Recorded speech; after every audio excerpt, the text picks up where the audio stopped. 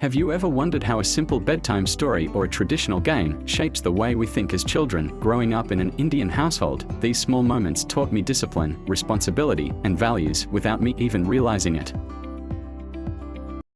Hello everyone, my name is Elisa Prasad and I'm a third year Bachelor of Science student doing double major in biology and chemistry. Today in ED152, we'll be discussing about human development in early childhood, a sociocultural perception.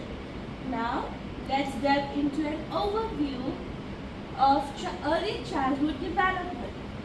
The age range in which children experience tremendous growth in neurological, behavioral, emotional, and physical development is from the early childhood ages of 2 to 6.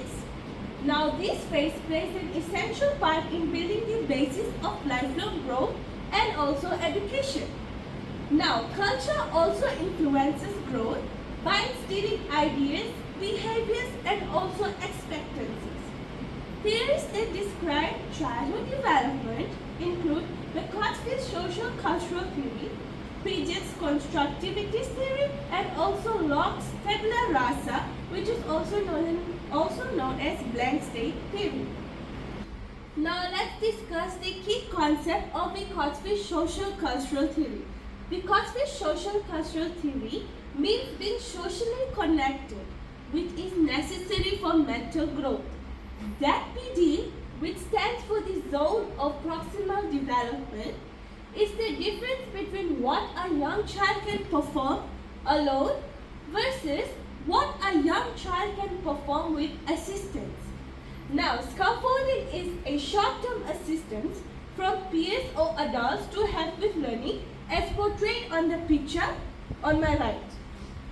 Playing and communication is also vital for mental development. Moving on,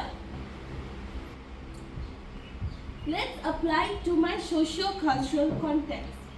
Now, as being the eldest kid in an Indian household, I was responsible to assist in cooking, taking care of my younger siblings, and also doing household chores. And also, my eldest acted as more knowledgeable others, educating me with morals and life lessons.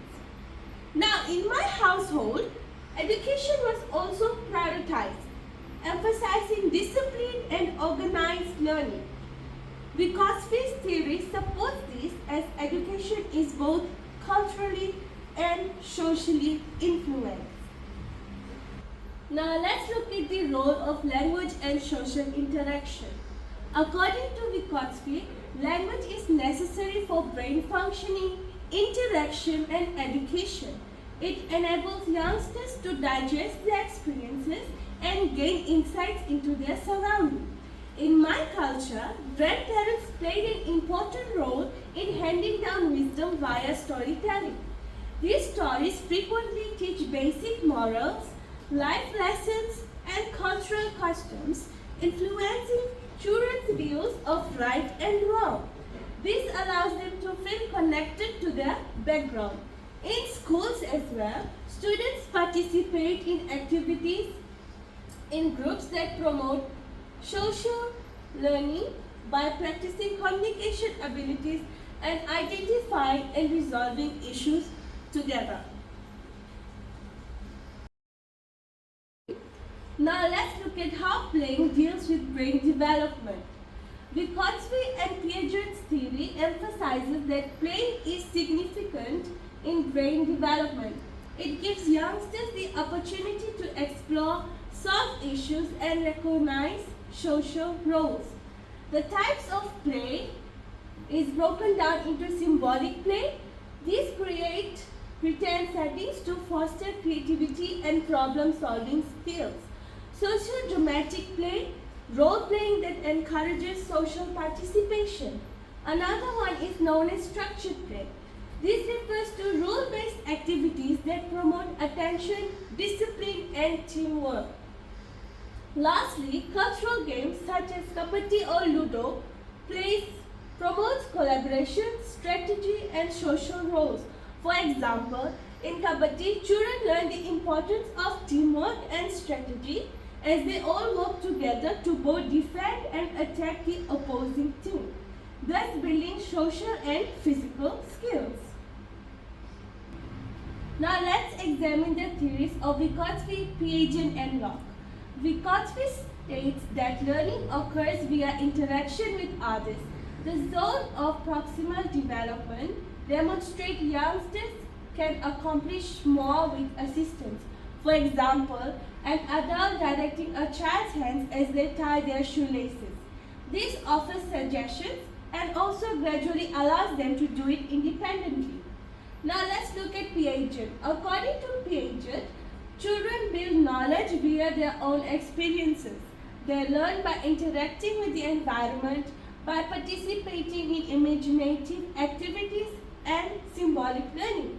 For example, a youngster balancing blocks by trial and error until he or she learns to balance it. This demonstrates the brain development through experience and also exploration. Lastly, Locke's theory states that children are like a blank slate, also known as Tabula Rasa, formed entirely by their surroundings and experiences. This viewpoint highlights the importance of external factors such as family, culture, and education. For example, a youngster's behavior is molded by family teachings such as acquiring discipline through parental direction. Now let's look at the strength and limitations to Vygotsky's theory. The strength is that it emphasizes the significance of social and cultural factors on learning as well as contact with others for mental development. It also promotes cooperative learning and scaffolding, enabling children to advance with the assistance of more educated adults. Now, research on early childhood brain development supports this claim, demonstrating how interaction with other people influences brain development. Its limitations is that it less emphasizes on biological variables. This idea concentrates on social and cultural characteristics while ignoring the importance of innate biological components in development. It also overemphasizes on social learning, assumes that all learning is influenced by social interaction, perhaps overlooking different types of learning strategies.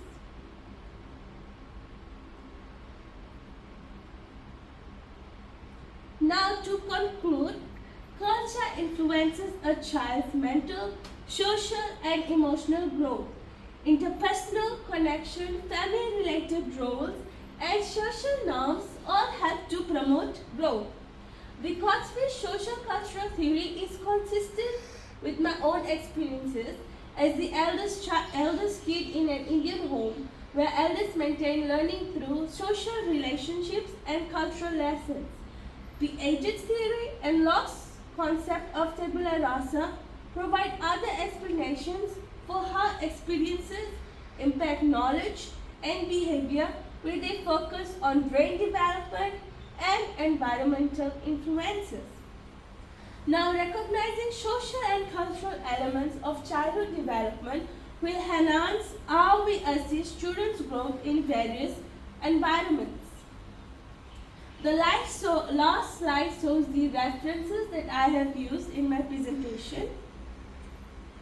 And thank you. That's all for today.